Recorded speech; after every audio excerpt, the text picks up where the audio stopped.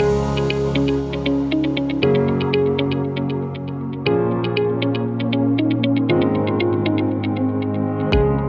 and welcome to another episode of Ask NDB Wealth mid-month market update for the month of March.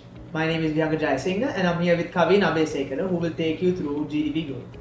Thank you, Vihanga. On the 15th of March 2024, the Department of Census and Statistics released the national accounts estimates for the fourth quarter of 2023, which indicated a 4.5% year-on-year expansion and an overall 2.3% year-on-year contraction for the year ended 2023.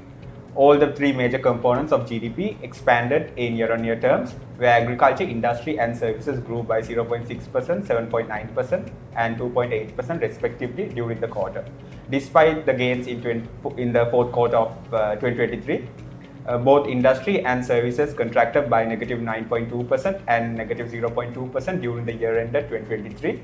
However, agriculture expanded by 2.6% following the gradual ease of the fertilizer import ban. Moving to exchange, the Sri Lankan rupee appreciated by 1.48% against the US dollar in the first 2 weeks of March.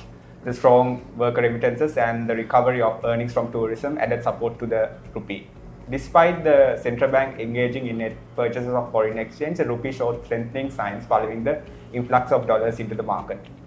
The gross official reserves for February 2024 were at $4.52 billion, marginally up from $4.5 billion in January 2024. The equity markets continue to remain green, supported by the gradual recovery of the market earnings and expectations growth. The All-Share Price Index and the S&P SL 20 Index grew by 6.43% and 6.84% respectively during the first 2 weeks of March. Over to you, Vihanga.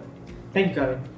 So looking at private sector credit growth, there was a contraction of 0.7% month-on-month in January 2024 and a year-on-year contraction of 0.1%, amounting to a decrease of 52 billion rupees. This contraction can be attributed to the diminished demand for import credit and reduced consumption following VAT hikes, which contribute to a slowdown in the economy. In the fixed income markets, the initial fortnight of March saw a notable uptick in treasury bill rates across all three durations. Specifically, the benchmark 12-month treasury bill rate surged by 19 basis points to 10.24%, the 6-month rate rose by 26 basis points to 10.21%, and the 3-month rate climbed by 23 basis points to settle at 10.1%.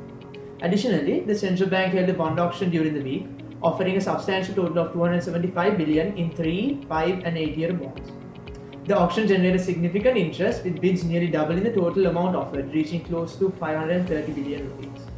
The central bank successfully allocated the entire offered amount at weighted average yields of 11.3%, 12.25% and 12.42% across the 3, 5 and the 8-year tenors. Notably, the spillover effect from the unsuccessful investors did not necessarily manifest in the secondary markets, as investors played a wait-and-see approach focused on the forthcoming monetary policy review meeting scheduled for March 26. Thank you for joining with another episode of Ask NDB Wealth.